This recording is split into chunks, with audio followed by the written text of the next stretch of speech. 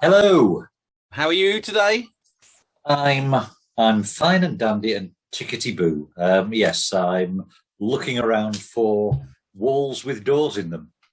Yes. Shall I do the synopsis?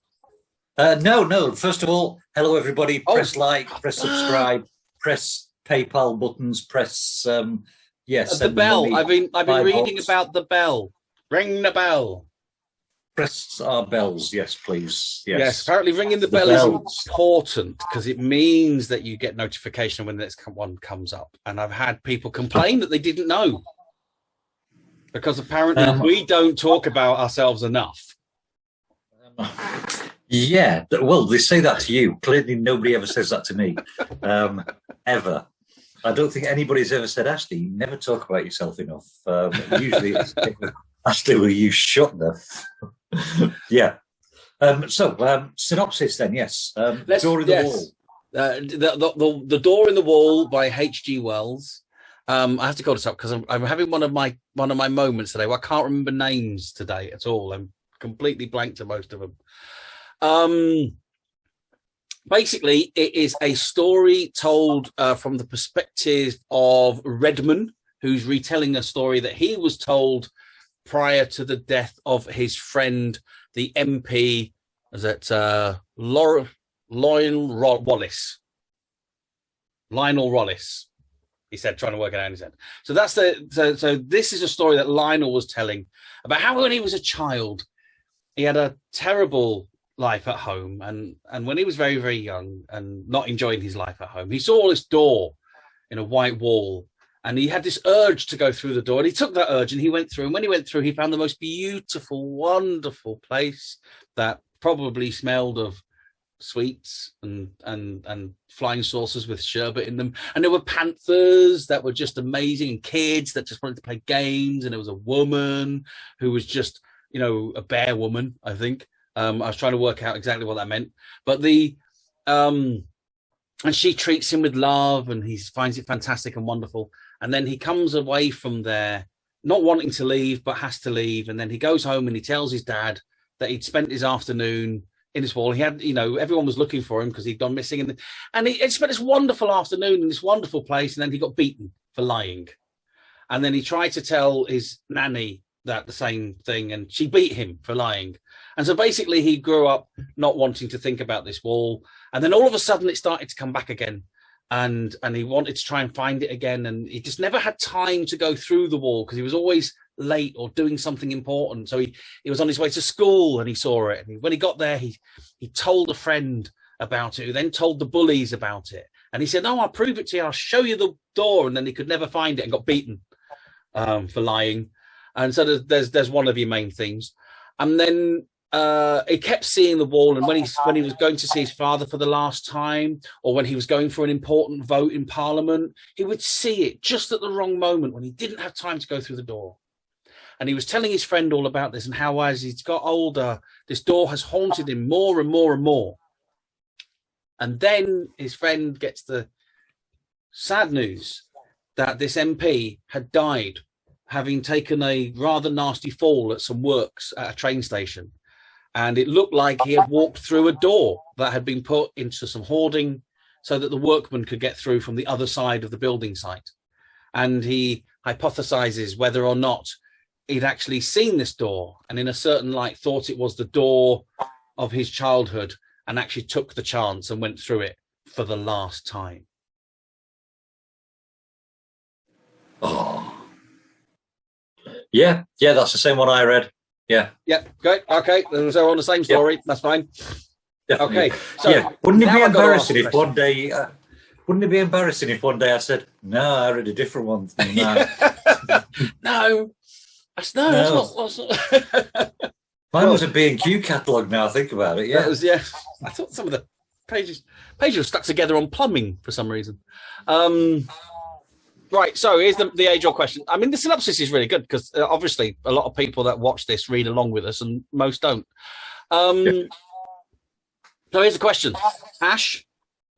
Yes. How did you hate this one? I didn't. I love H.G. Wells. I think H.G. Wells is absolutely brilliant. I like this one. It reminded me of a Charles Dickens story, that had got that same narrative tale as though we're going through somebody's entire life. But first of all, there's some things that need to be said. Our main character here is an MP who's supposedly telling the truth to us, but everybody believes he's lying, and he's getting beaten for lying, which I don't think this is a bad thing. I think if MPs, every time they told a lie, had the shit kicked out of them, in that case, there would be a lot more honesty in politics. It's an interesting thing. I mean, they did used to call it, they still do call it the bear pit, don't they? That whole part of the front benches of Parliament, and the whole arguments are going on there. Maybe it should genuinely have a bear in it, and when they are proved to be lying, because you're not allowed to call people liars in Parliament. You know, No. you've got parliamentary privilege to call them everything you want under the sun. You know, but you can't call them liars. But if you catch them out for lying, you know, like obvious signs like Johnson's lips are moving or something like that, then he should have to, for every single lie that is told within that particular time, they should spend X amount of minutes in the bear pit with a bear. Yeah, with an angry bear, and with him smothered with either honey or marmalade sandwiches. Yeah. Yeah, that's yes. Yeah. Yes. Sorry, I got distracted then. No, I think it's a valid point. point. So we've got somebody who's an MP who's meant to be our hero, which is an unusual perspective because members of Parliament aren't really heroic characters. We've got this whole notion that he's visited this place that's like a heaven, really. Is that fair to describe it that way? Oh, I'd say so. I mean, it definitely falls within the similar type things that, you know, C.S. Lewis was using with the Narnia stuff. It has similar ideas to it. So it's definitely a nirvana, isn't it? And I think this is where the horror of the story actually comes from, the whole idea that heaven is within reach and this wonderful idyllic place has been within his grasp all the time.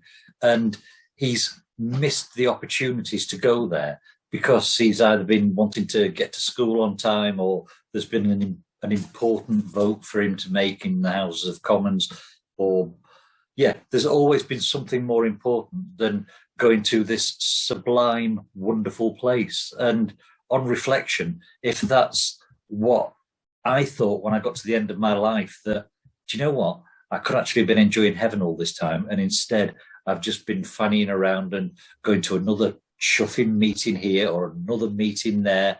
It's enough to make you realise how much is wasted in life.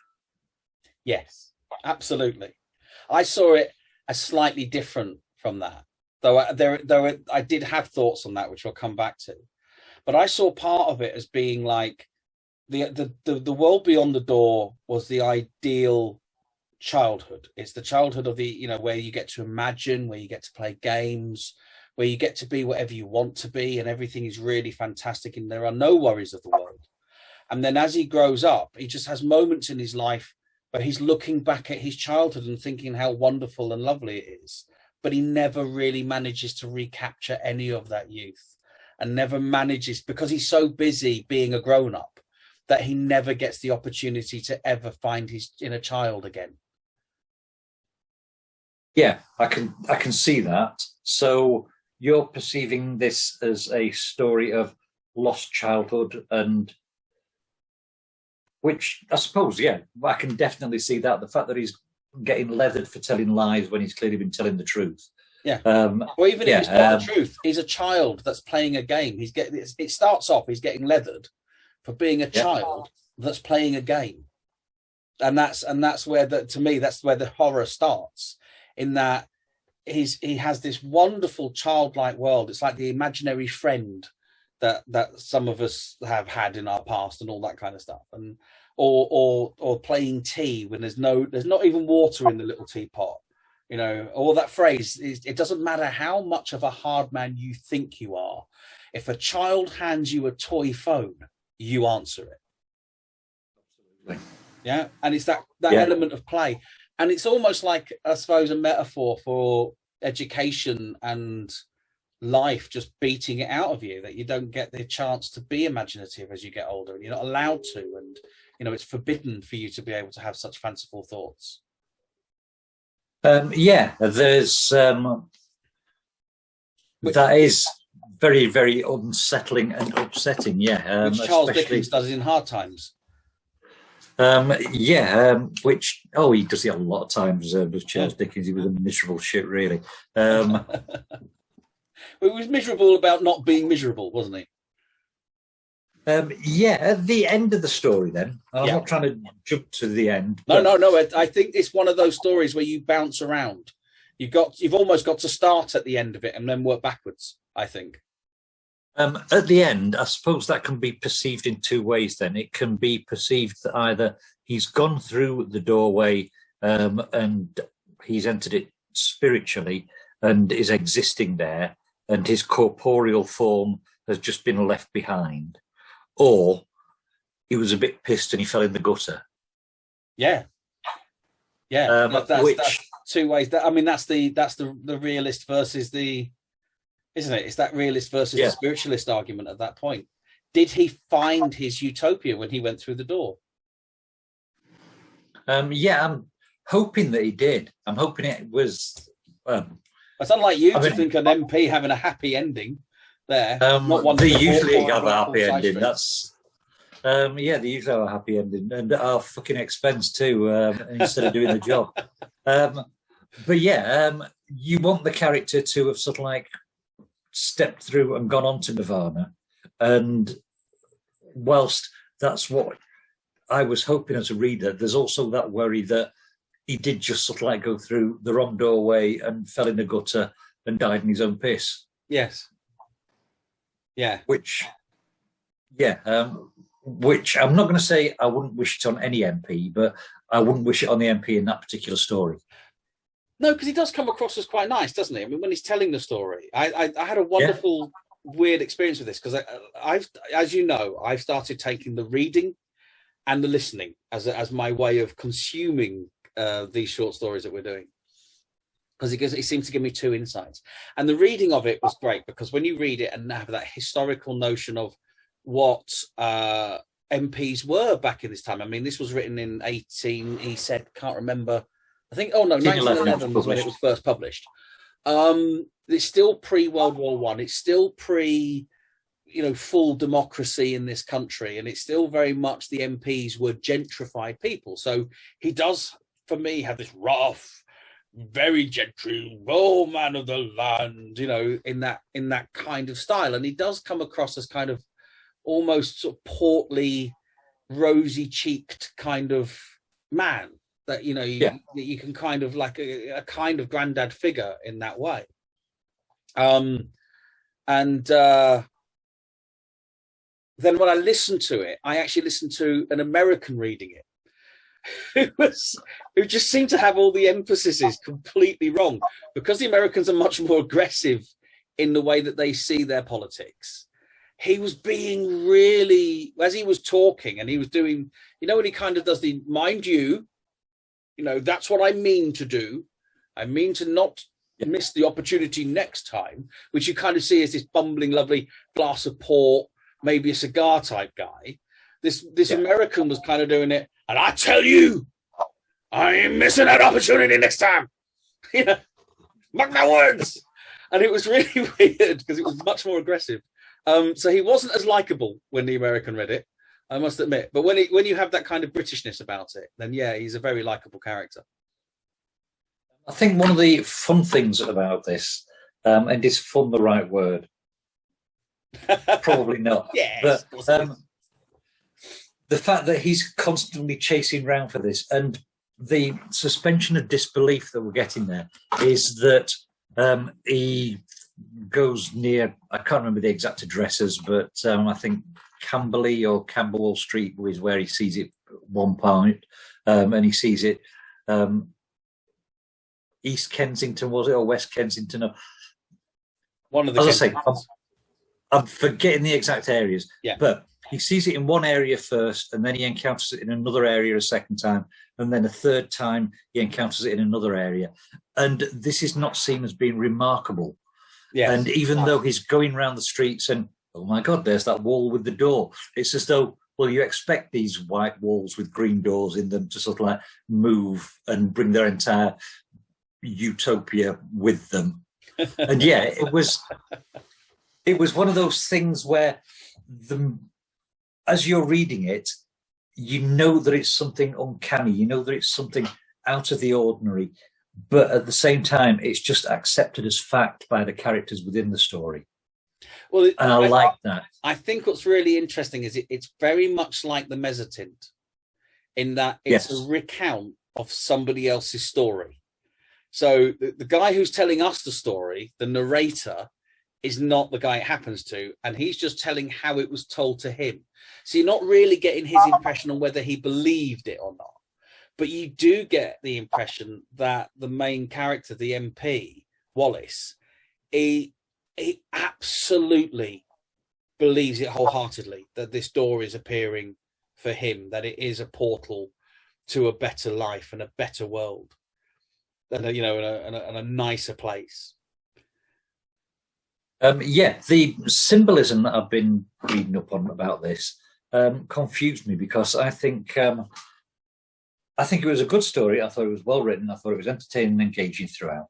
But you start reading what people have interpreted from it, and my God, people talk some shite, don't they? Oh God, yes. Go on, give me some examples. Have you got some examples on you of what people have done as the symbolisms behind this?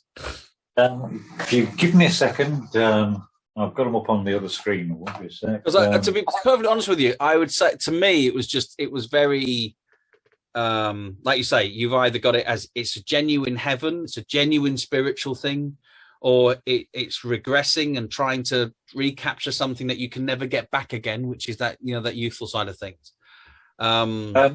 We've got here, relies heavily on symbols. Symbols are dreamlike and represent masculine and feminine forces. So there's a crimson Virginia creeper, all one bright uniform crimson, in a clear amber sunshine against a white wall, that came into the impression somehow. And there were horse chestnut leaves upon the clean pavement outside the green door. They were blotched yellow and green, not brown, not dirty. So the white wall is a feminine symbol, representing Wallace's desire for nurturing, which he has repressed since the death of his mother. The white wall is contrasted with the clear amber sunshine, a symbol for the masculine ego. For the dominant and logical as opposed to the passive and emotional. And the symbolic colours in this passage reinforce the contrasting masculine feminine symbols on which so much of the story hinges. Is that shit? Well, it's like I put in one of my essays, in doing the degree in my first year, when we were talking, I was doing an essay regarding some of the discourse in some of the books, and I remember writing, "This is just bollocks." Yeah. I scored quite highly on that one. It's for want of a better expression, it's almost like we're going back to Freud with the sometimes a cigar is just a cigar. Yeah, I mean, when you look at it, if we break it down into a different way, it's a white wall, which wasn't uncommon. Usually, it was a lime rendering around about the time of the late Victorian times, and particularly when you're going into the posh areas, which is what he speaks of mostly. I mean, things like Kensington, for example, they're not the working class areas. They're definitely the more middle class. They're going into upper class areas. They would have had lime rendering on a lot of those sort of things, particularly garden walls and whitewashing it. If you walk around Greenwich, for example, you see a lot of the old walls where they'd rendered them, with the old lime things, because it was hard wearing. And the bricks were going black just basically with the smoke. So it was a good way of sort of keeping things bright. And the yellow and leaves, he's obviously someone who likes autumn. It's a time of year reference, isn't it? It's positioning you in a very much it's using the schema of the area so that everyone knows what kind of houses you're looking at when they say that type of wall, and it tells you what time of year it is. And the green door, if that is true, if everything you have just said there is true, I don't think I'd be able to listen to Shaking Stevens in the same way again. The green door symbolises fertility. There's a grand piano, and it's playing hot behind that green door. Yes, which I think, I mean, the green door in this story, I'm not sure it symbolises fertility, because he's not getting laid there, and there aren't any kids popping out of it. There is a bear lady. Now you mentioned Shaking Stevens. His green door did symbolise fertility. Yeah, there was a whole lot going on behind the green door. There was a huge amount going back. All I can say is that, that was not a woman of virtue if she had that much behind her green door. That's all I'm saying. The green of fertility is the colour associated with the Roman and Greek goddess of love, Venus and Aphrodite. In opening the door and entering the world beyond his father's domain, Wallace passes into the feminine realm of imagination and sympathy. And the door itself is a common literary symbol that represents the passageway between the conscious and the unconscious. Well, that I'm going to go with because, yes, a door is often used. They're called portal stories, aren't they? Alice in Wonderland is a portal story. Jamie and his magic torch. That's a portal story. There's a lot of them that do that. Mr. Ben was portal-orientated stories. You go through a door in order to enter another world. That's a way. Are you just saying he was portal-oriented because he hung around with a bloke wearing a fez? And he used to dress up as different things. That's what made him portal-orientated, yeah. Yeah. Which, we've all been there. We've all been in the changing rooms with someone like Mr. Ben. But also, Narnia. Narnia is the same thing, isn't it? They go through a wardrobe in that one, but there's still a door-orientated, thing upon it. I mean, I agree. I think it is a portal story in that way, or it's got portal aspects, certainly in that way. And he might not, or he may have gone through that final portal at the end of the story. But I also think a lot of this, that white is feminine, that green is fertile, and that imagination is feminine, is just absolute horse shit. This is just... Not everything is sex. I genuinely think that not everything is sex. I think it is. I think I'm going to do the speaking as a writer type thing. Right. If I'm going to analyze this story from a writer's perspective, I would say he started at the end. That he had this idea of somebody walking through, or he read a newspaper story that somebody had died walking through a door that led to a large shaft behind it. Okay, it's getting sexual. No, right? That led to a hole in the ground that he fell into. And it might have been a real thing that he'd read at that point. And so he's gone, why would somebody have opened a door in a wall? And why would that door have been there? And he's created this story of why somebody would be desperately opening a door to nowhere. And rationalizing it backwards, so that takes you to the start of the story. And the whole idea of the mother dying just allows for the draconian father to be worse. So it makes the idea of going to a utopia better. It is escapism at that point. And then what he's constantly looking for is the ability to go to that escapism again. So that makes perfect sense from a storytelling perspective. That's what he's trying to do in that way.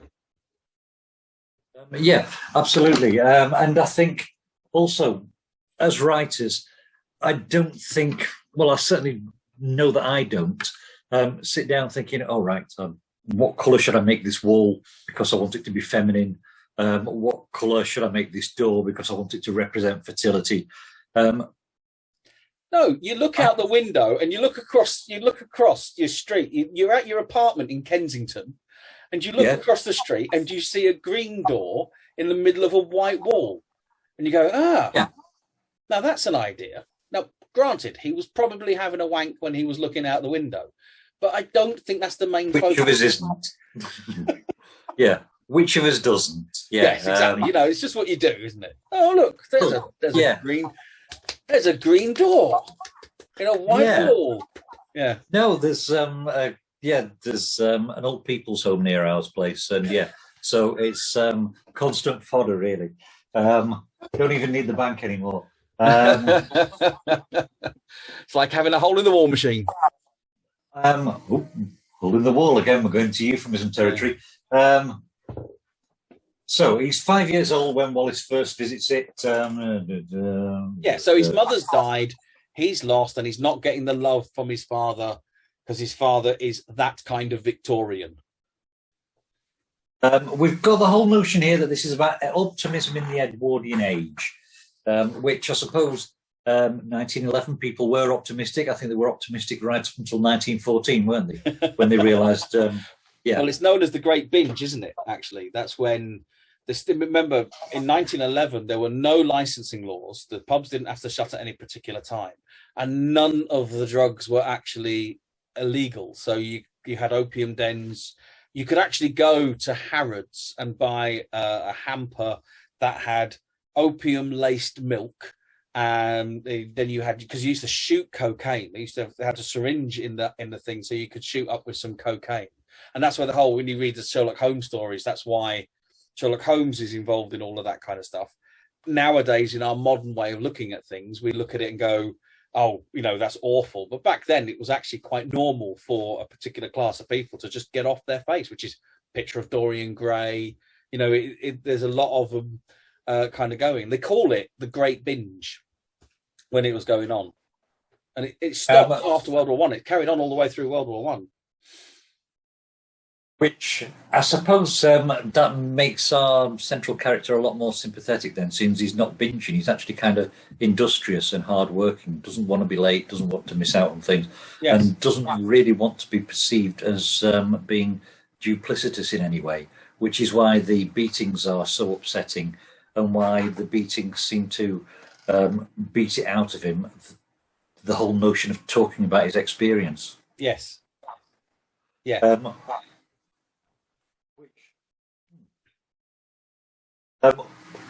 Right. We've got here notes that there's a schism between art and science in this particular story. And I suppose it's talking about the art and the aesthetic of the world behind the door, which is so unscientific. But I'm not sure whether science creeps into this story. No, I think someone's using a bit of H.G. Wells' notoriety for being a science fiction writer for using that one.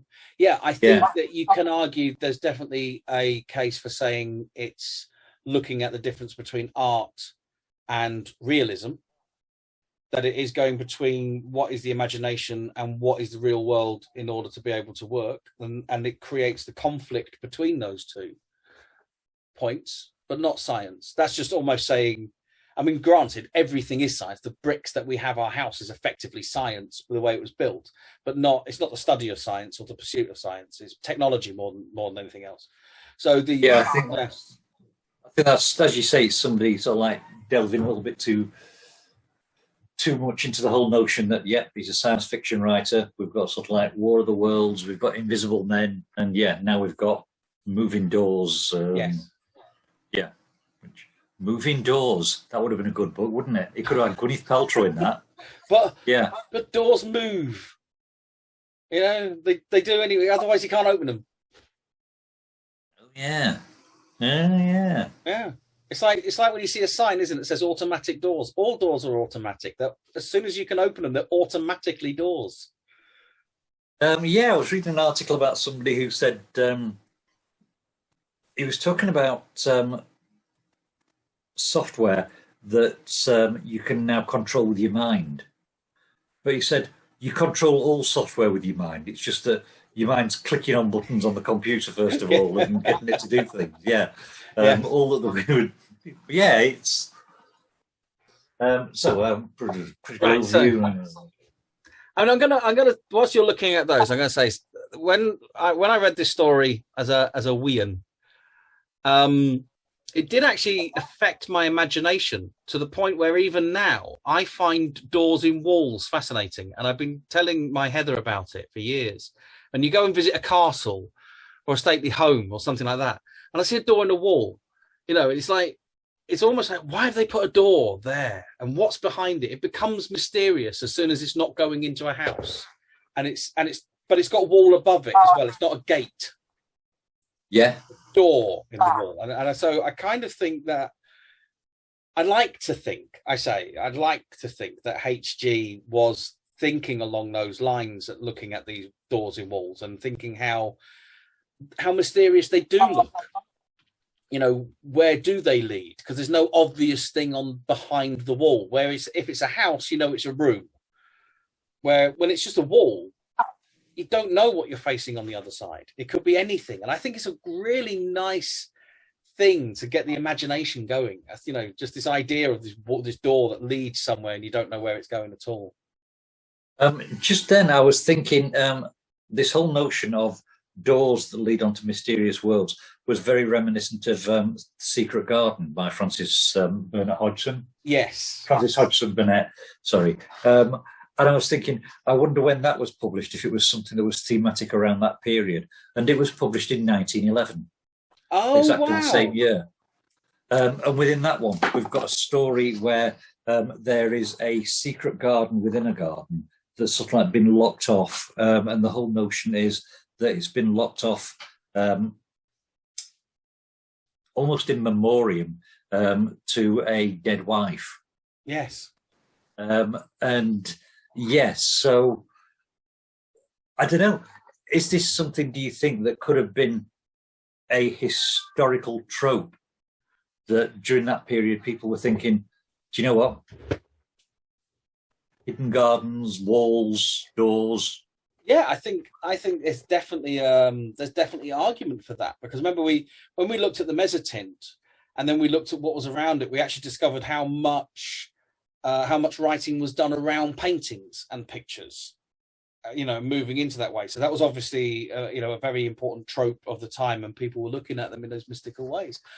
Seeing that The Secret Garden and this short story, The Door in the Wall, came out the same year is quite interesting, because I would have put money on Secret Garden being first and H.G. Wells taking influence from that. But when they're both coming out at the same time, maybe that's not the case. Maybe it was just this conscious idea that people are looking at this and that's what they're thinking about. I mean, Secret Garden has that is a wonderful notion that, again, it's the child that reawakens the love. It's like you say, it's locked off because of his wife dies and he can't face the garden because it reminds him of her so much.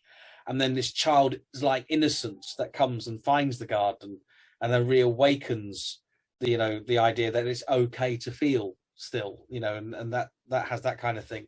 And if you take that concept and lay that on top of this, you can see it has that same dreamlike quality, the kind of shut off quality to it, but this time it's the childhood that's shut off. The childhood is the thing that's closed behind the door. His childhood is behind the green door. He views it, then all he wants to do is go back to it, and in trying to get there, it's like you say, I like to think that he found it. I like to think that he did see his door again, that he opened it and he went through to his utopia and his nirvana, and yet in the real world he just died at that moment, not even of the fall, that he just opened the door, and the reason he fell and didn't see that there was nothing on the other side is because he was walking into his garden with the panthers and the kids playing. One of the things that makes me fairly confident it's a heaven-like setup that we have there is that when he first goes through, the kindly woman starts reading him a story, and it's the story of his life. And the story, she reads the story right up until the point where he gets to the door. And then the next thing he knows is he's outside the door again. And family are calling, and he's no longer within that world. Almost as though almost as though fate is preordained, that there are books for each of us in heaven with all of our lives writ in them, and that he has heard that whole story. And I don't know, does that mean that that's where his life ended and he then became a drudge that went around on the treadmill of a working life? Or is it that he was only allowed to see that much of the story, and once he sort of like lived? Yeah, maybe because that's all he had lived. He'd only got up to that part of the story. The rest of the story wasn't written yet. Maybe. But then it wouldn't be preordained and predestined, would it? Maybe it isn't. Maybe that's the point, because he never goes back to the book. He never goes back to the book within the story, and in a place of ways, Up, isn't it? Pixar's Up. The best bits of that film are the front and end of that film, where he's going through the book and he can't go any further. He stops at a point of looking at the book of his life up to the point where his wife dies. And it is only after he meets the child and goes on the adventure that he then feels brave enough to continue with the book. And it's all the stuff that his wife put in that telling him what to do now she's gone. And so, you know, it's the whole bit in the middle is the stuff that isn't fate. I see where you're coming from, and you're absolutely. It's a very good argument. I think you're absolutely right with the argument of saying that yes, it's, you know, is the book the idea that the book is preordained and he's just not allowed to see what his future is, and that's why he keeps missing the door, because he's not at that point of the story yet where he has to go back through, or is it that it's just not written yet? It's just not written, and that's as far as it goes. That's his life up to that point. Yeah, these are a lot of the reasons why I enjoyed this one. An awful lot to think about, and there's just so much going on in the whole story. Yeah, it is. It's for something that is quite a short. I mean, it's a very, very short story to read. He gets a lot of stuff into it, and mostly dialogue as well. The way it's told in just huge swathes of dialogue from this, it's a monologue effectively, isn't it? You could put this on stage almost as one guy telling the story on stage to the audience. Yeah, it would be, and then right at the end, he can just walk off through a door, and then you bring on someone else to say, "Oh my God, he's died," and you know, that kind of stuff. Actually, I really want to do that now. Yeah. Yeah, I mean, the set would be so simple, wouldn't it? White backdrop, green door in the middle of it, and a bit of lighting to show the green door appearing at different points across the stage as he's talking about it. And then right at the end, he just gets up and walks off and actually goes through the door and closes it. There's no sound of anything wrong. And then just that moment of silence. And then you get all the, you know, things coming in. In fact, and if you made it more of a modern version of it as well. So you set it in the modern setting. You could then have blue flashing lights and say that the police are turning up and, oh my God, this guy's fallen through the thing. That's not a bad idea. Yeah, that would work. Yeah, I can see that being quite visually pleasing. Yeah. Not quite as scary as Woman in Black, which is the greatest stage production, you know, of all. It was bloody brilliant. But along those lines, it's a very similar lines to it. Is Woman in Black scary because of the content, or is it scary because the ghost comes screaming at you through the auditorium? In the stage production. Yeah. Yeah, it's scary because of the build up and the tension and the release of tension. It's not because Mrs. Ghost is running through the audience going, No, that's just a jump scare. That's one of those cheap jump scares. No, it's the build. It's actually, when I first saw it, what I was so fascinated by was the fact that the setting is an empty theatre, and they use the theatre as if you're not there. And that was really spooky because they're looking at you as if you're not there, but they're using the whole area. They're using the space as if it's an empty theatre. That I thought was very clever.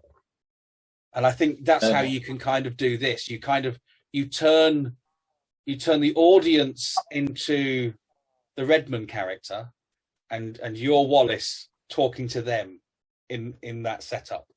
That would be really interesting. I quite like that idea. Yeah. Yeah, I can definitely see that one working.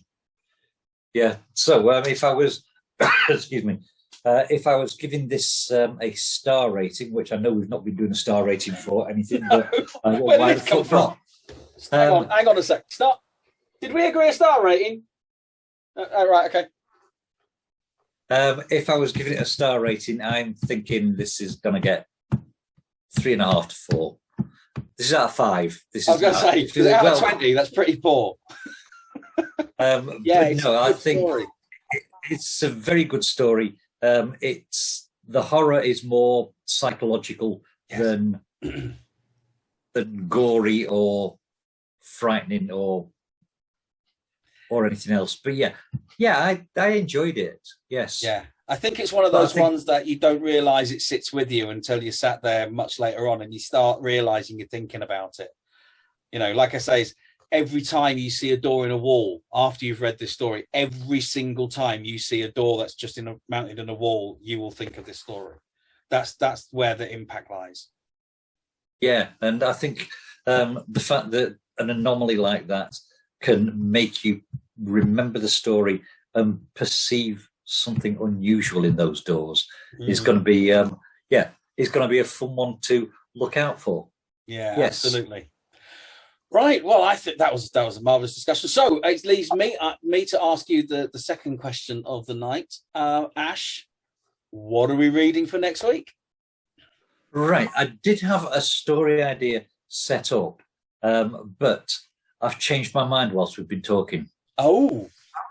Yes. And I had actually picked one out that was written by one of those women things, so that I don't look like I'm a misogynist.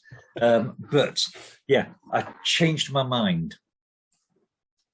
And I want to go with The Rocking Horse Winner by D.H. Lawrence. The Rocking Horse Winner? Yes. I'm going for very animal-themed ones, aren't I? Pigeons from Hell, Rocking Horse Winner. Monkey's Paw. Yeah. Yeah, the unicorn's dangly bits, which I appreciate. There isn't a story called that, but there will be before much longer. Yeah. Well, look, we wrote The Monkey's Paw 2. Well, I wrote The Monkey's Paw 2 based on The Monkey's Paw and loving it so much. And I believe you sent a copy of that out now, have you? I haven't yet, but I've got, it's on my things to do list. So I do find these things inspiring. And I actually think this one tonight has really, just that discussion has brought about that stage thing. I think I'm going to have a discussion with our friend who puts plays on.